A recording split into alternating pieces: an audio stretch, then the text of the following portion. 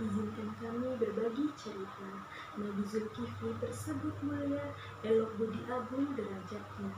Zulkifli anak Ayub pula diceritakan, kisah lengkap tiada di Al-Quran. Namun Allah ada sebutkan, dikatakan Nabi yang penuh dengan kesabaran.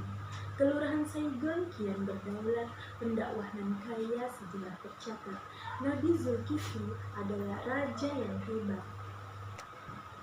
Sebuah kisah hidup seorang raja yang dipenuhi dengan kesederhanaan, kedermawanan, dan juga kesabaran. Hadirin yang berbahagia, siapakah pemuda itu? Bagaimana kisahnya dengan utusan Allah ini? Untuk mengetahui cerita selengkapnya, mari dengarkan bersama-sama. Nabi Zulkifli alaihissalam adalah anak dari Nabi Ayub alaihissalam, dan ibundanya bernama Rahma. Dengan kata lain, Nabi Zulkifli alaihissalam masih terhitung cucu Nabi Ibrahim alaihissalam. Sebenarnya, nama Nabi Zulkifli adalah Bashar, namun karena ia sanggup memegang amanat dan janji, maka ia dijuluki dengan nama Zulkifli. Secara sederhana, Zulkifli itu berarti orang yang sanggup. Nabi Zulkifli tinggal di sebuah negara yang dipimpin oleh seorang raja yang arif dan bijaksana. Raja tidak suka mementingkan dirinya sendiri.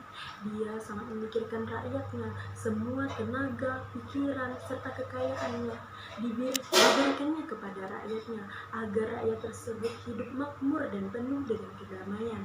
Namun sangat disayangkan sekali, raja tersebut sudah amat tua, dan pada saat itu raja sangat bingung untuk memilih siapa yang akan menggantikan kedudukannya sebagai raja. Dia takut tidak ada yang sanggup untuk menggantikannya sebagai raja,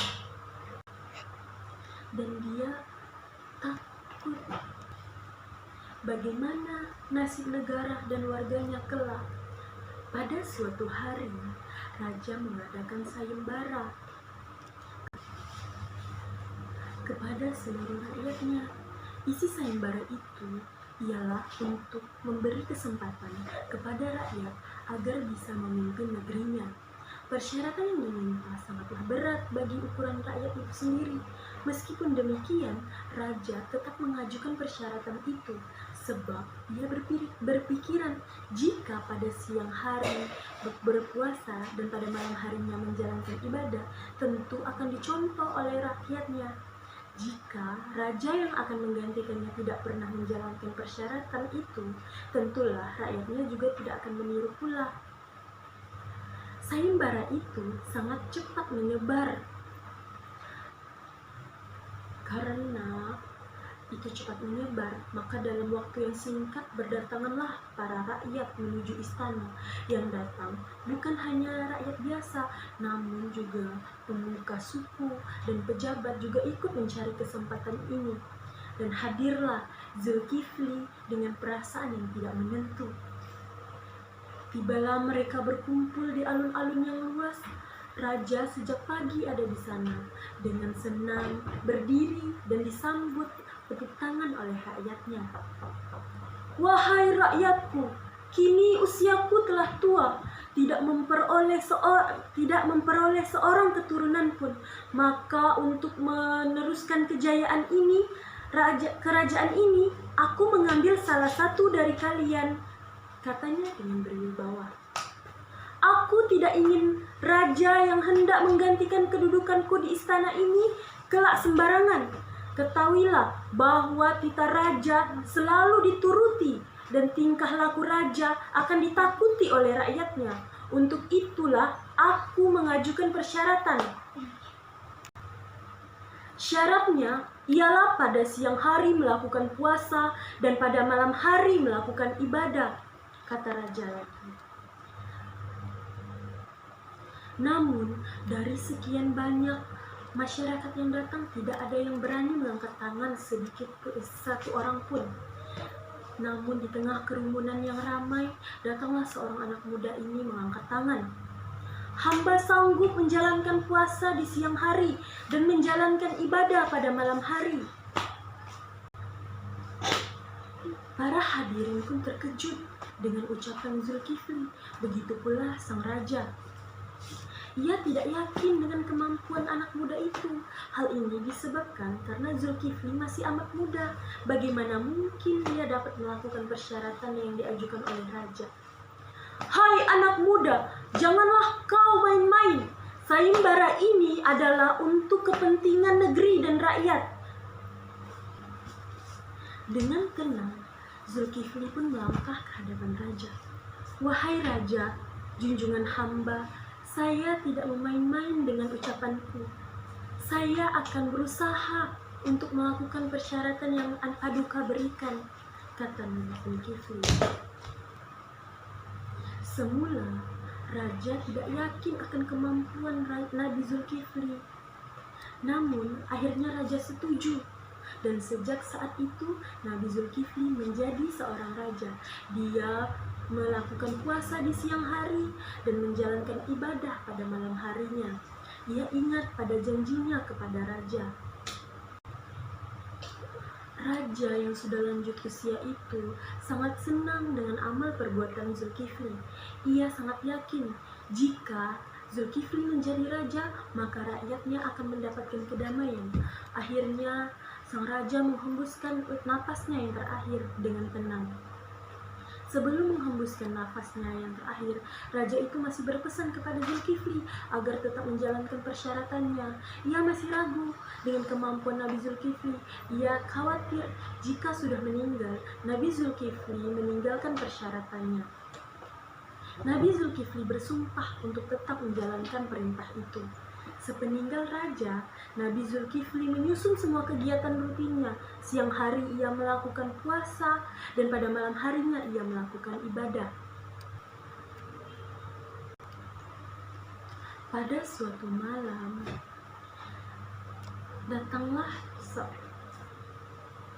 dua orang iblis ingin mengganggu Zulkifli. Dia ingin menguji kesabaran Zulkifli. Zulkifli sedang tidur. Tidak lama kemudian, Zulkifli berkata, "Siapa yang di luar sana? Silakan masuk," kata raja setelah sholat.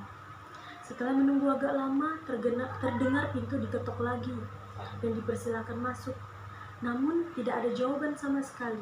Selesai zikir, mendatangi pintu dan membukanya. Ia sangat heran sebab tidak dijumpai seorang pun. Akhirnya, Nabi Zulkifli membuka pintu dan tidak menutupnya lagi. Ia yakin bahwa tamu yang hendak berdatangan ke rumahnya akan ada kepentingan yang harus diselesaikan malam itu juga. Tak lama kemudian, muncullah tamu yang ditunggu-tunggu itu. "Assalamualaikum." "Waalaikumsalam. Silakan masuk, Tuan," kata Nabi Zulkifli. "Apakah ada yang perlu saya bantu sehingga saudara malam-malam datang ke sini?" Iblis berkata, "Ampun tuanku, memang ada keperluan yang mendesak sekali sehingga hamba bertamu malam-malam begini. Lagi pula rumah hamba sangat jauh dari sini. Ceritakan masalah yang sedang kalian hadapi, siapa tahu aku dapat membantunya." "Begini saja, biar penasihatku yang memecahkan masalah ini," kata Nabi Zulkifli. "Hamba tidak mau jika orang lain yang menyelesaikan urusan ini. Hamba ingin Tuan sendiri yang menyelesaikannya," kata tamu itu dengan tetap bersikeras. Akhirnya, rajalah yang menyelesaikan persoalan tamunya. Tamu itu kelihatan puas dan raja pun pergi tidur. Namun sebetulnya, ia menyuruh agar tamu itu pulang besok pagi saja. Namun betapa terkejutnya Nabi Zulkifli ketika pagi buta sudah tidak ada melihat tamunya. Ia sadar bahwa tamu yang semalam datang bertamu ke rumahnya itu adalah syaitan. Meskipun jam istirahatnya terganggu dengan tamu itu, tapi Nabi Zulkifli tidak pernah mengeluh dan tidak pernah marah sebab dia mempunyai prinsip tamu adalah berkah. Menolak tamu berarti menolak berkah. Demikianlah kisah Nabi Zulkifli menurut Al-Quran. Hendaknya kesabaran yang dimiliki oleh Nabi Zulkifli dapat kita jadikan contoh sehingga Allah senantiasa memberikan rahmatnya kepada kita. Rumah tua halaman lebar, udara dingin, makan pala. Jadilah orang yang sabar, orang sabar banyak pahala. Berlari-lari cerita, sambil memetik sebuah lakum. Sampai di sini dulu cerita kita. Wassalamualaikum.